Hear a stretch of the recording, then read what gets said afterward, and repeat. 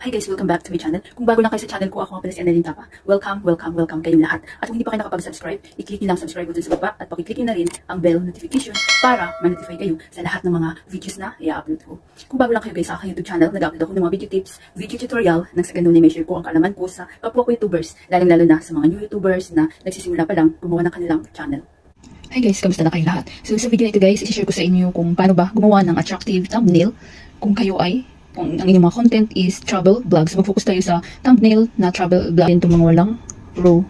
So, ibig sabihin, free yan siya. By Olivia Wilson. So, palitan natin yan ng inyong, anong pangalan ng YouTube channel sa akin, Annalyn Tapa. So, i-click nyo lang yan, yung name na yan. Then, sa baba, edit. Travel vlog, Annalyn Tapa. Then, click nyo lang. So, diba? So, syempre, palitan nyo natin ng ating sariling photo. So, dapat may nakaready na kayong photo.